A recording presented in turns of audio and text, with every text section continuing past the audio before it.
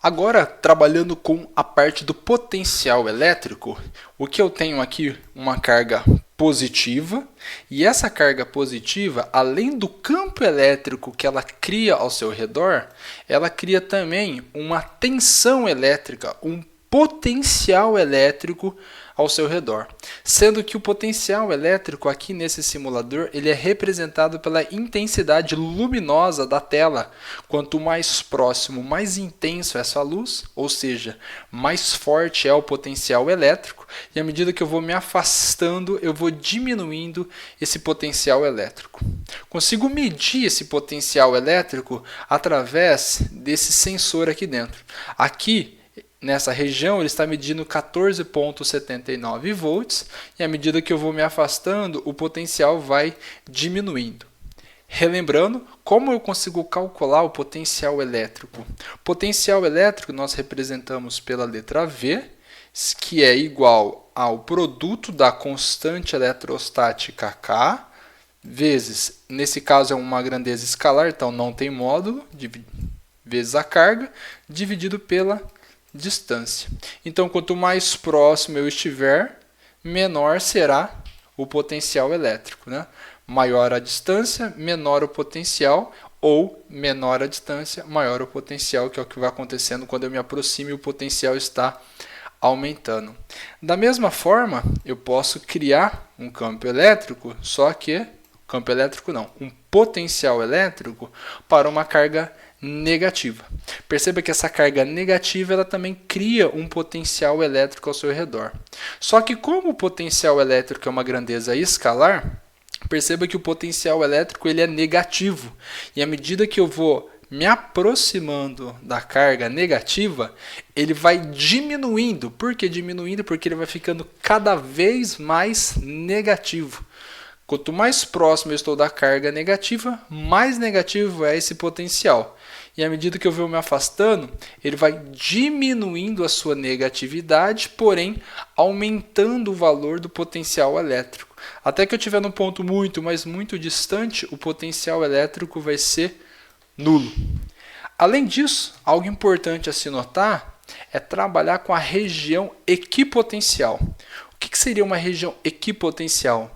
É uma região onde o potencial é igual em todos os pontos.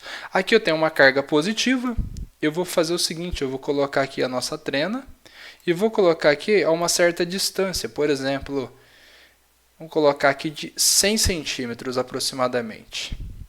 Bom, aproximadamente 100 centímetros aqui na nossa distância, eu venho com o nosso potencial elétrico nesse ponto e determino quanto que vale o potencial elétrico.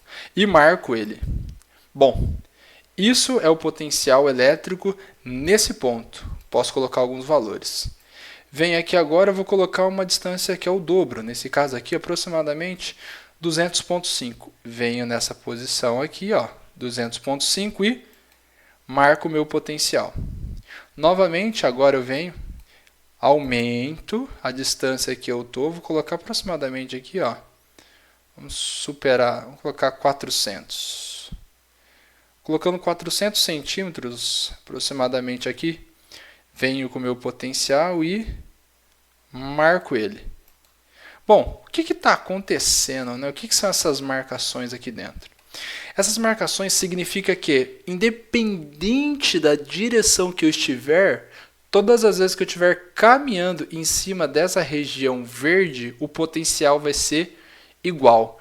Por isso que nós chamamos de equipotencial, ou seja, o mesmo potencial. Todas essas linhas verdes têm o seu potencial nesse ponto, que é o mesmo quando eu estiver à mesma distância da carga.